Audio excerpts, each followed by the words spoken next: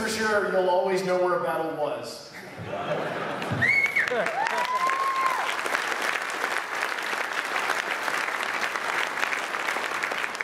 Okay, so that leads us to Grail number 4. And this is a big one, because what we've had so far is destructibility, which is impermanent change. The world heals back after you destroy it a lot like that. And then there's also emergent AI, which allows you to actually change the world in the local area around you.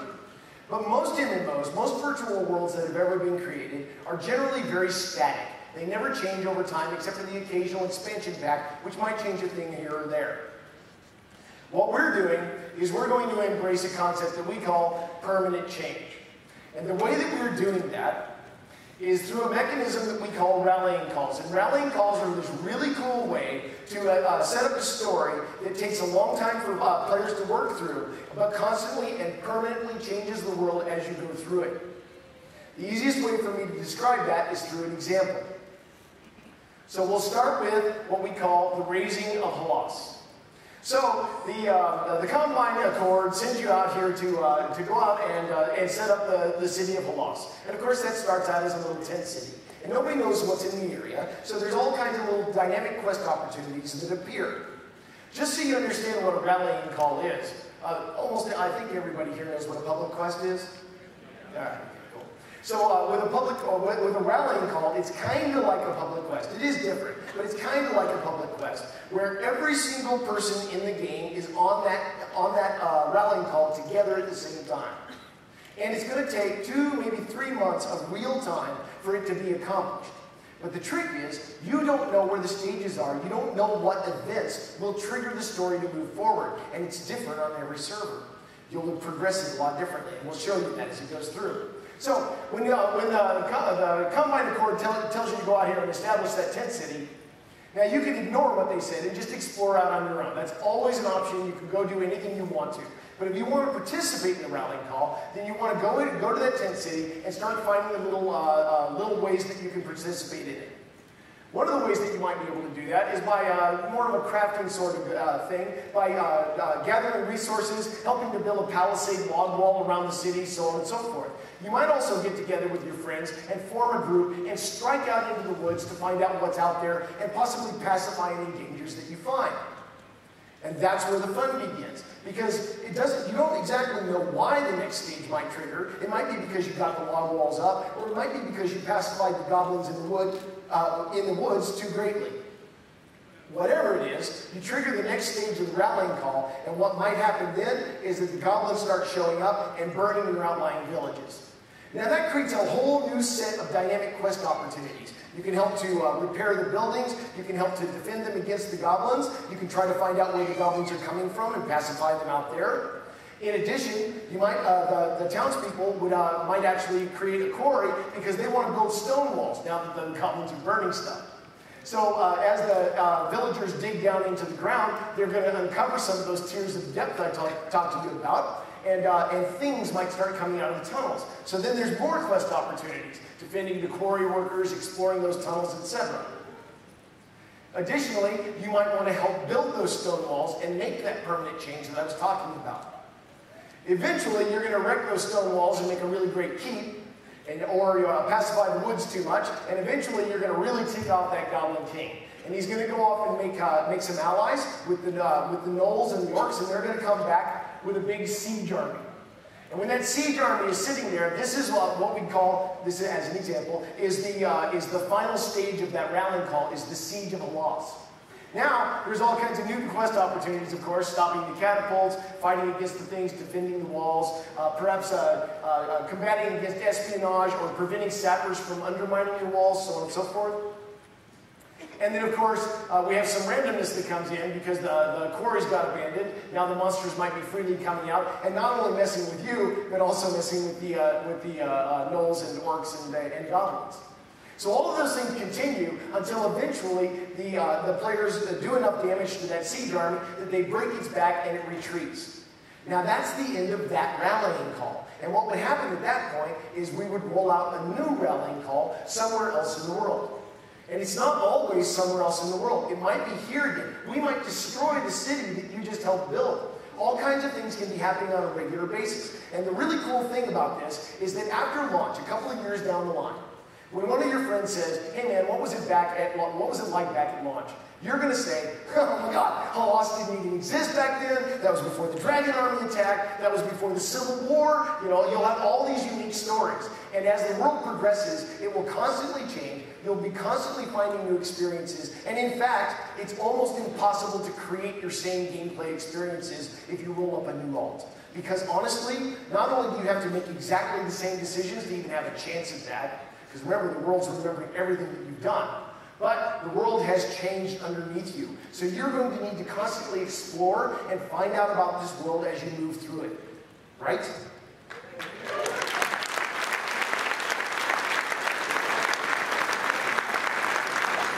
So that's permanent change and emergent AI and of course destructibility, as well as the fact that we changed the core game. And those four elements wrap together into something that we call EverQuest Next.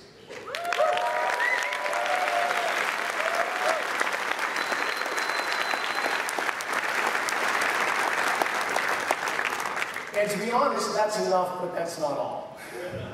I mean, we're really happy with where that game is. That's an MMO that every single one of us wants to play. We're really excited about it. We're we're jazzed to bring it to you. But there's something else that came along the way. Because when we started building all of this, well, before I get to that, let me show you one last scene of Carnage. Because Carnage is always fun. Sometimes the monsters can get big. Let's see what that Karen's running away from. That's the Iron Golem.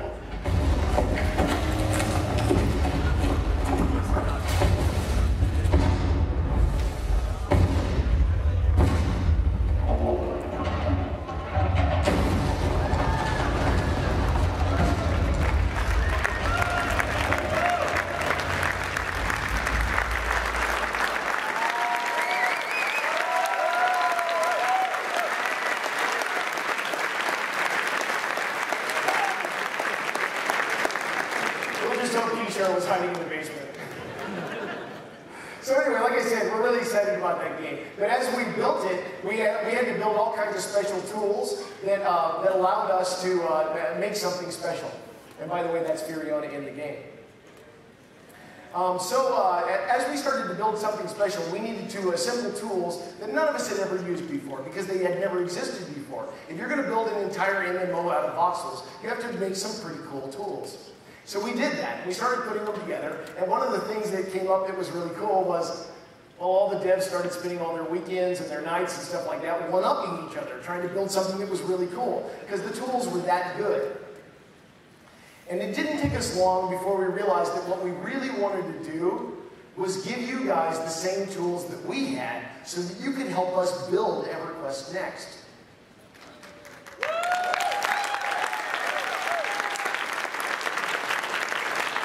And we talked about it for a while, and the talks went on and on and on, and finally we came up with the idea that what we really wanted to do was make that experience something just incredibly special. And so what we're doing this winter is something that, well, we haven't announced until just now. We're releasing an entirely new game this winter, and it's called EverQuest Next Landmark. Now, surprise! So, what EverQuest Next Landmark is, it's a huge collection of worlds that are all persistent, of course, just like any other MMO world that you're experienced with, you know, chats and guilds and all that other stuff. They're persistent worlds, but they're all procedurally generated. Every single one of them has continental land masses that are completely different than every other world. And what we're going to do is give you all the tools and all the materials that we're using to build EverQuest Next, and we're going to just let you go.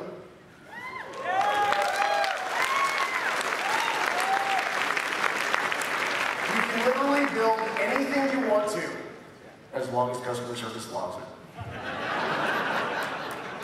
So that's what we're going to do. And the way that works, the way that Landmark works when you play it, is that we're going to give you a claim flag. And you're going to strike out into the world, and you're going to find a really cool spot to plant your flag, and then that's going to be your claim.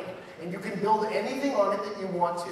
You can set up status privileges so that your friends can build with you. You can hook up different claims together, and of course you can earn multiple claims. But the idea is that as you explore across the world and you find the different things that you need to build with, you're going to be wandering through thousands of other players' imaginations. And of course, we set up the entire world so that it's tiered and stuff, and as you explore the world, what you're looking for are the resources and the recipes and the objects to take it back to your claim and be able to build really cool things. We have crafting stations where you can use the resources and the recipes to create objects like statues and doors and windows and things like that, and then you bring them back to your claim and you start erecting. Now, the tools are what make this a really, really fantastic experience. So, when you play a normal block building game, you expect this kind of tool, where you can stack blocks and stuff. And that's a great place to start, and of course we can do that too. But there's more. Because in our game, the voxel brush can change size, which allows you to very easily and very quickly create an amazing amount of detail. You can also use a bevel tool to cut different angles off the block, as well as a smoothing tool to actually change the vertices in real time to be able to look eroded or smoothed. And when I say smooth, I mean smooth. In a regular block building game, this is what a sphere would look like. In EverQuest Landmark, this is what a sphere looks like.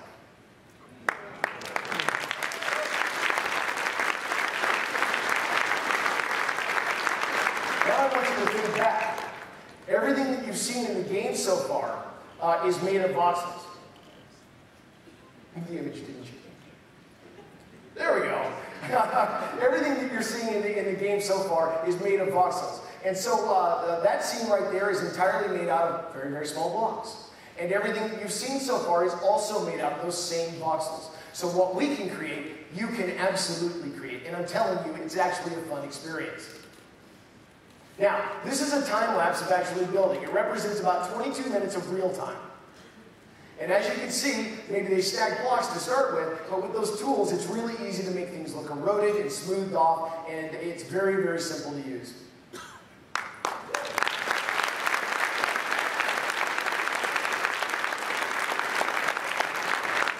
Now, of course, we have Player Studio as well. And the cool thing about that is, well, of course, with EverQuest and EverQuest 2, most of you are familiar with Player Studio, but just in case somebody out there in TV land hasn't heard of it, it's a mechanism by which players can create assets and then be able to put them up on the marketplace so that other players can buy them, and then the creators can actually make real cash from playing the game and making it a better experience for everybody else. In EverQuest Next and in EverQuest Next Landmark, the tools to do all that work are baked right into the game. So every single one of you can do it. And when you make something cool, you can put it up on Player Studio and let other people buy it for cash.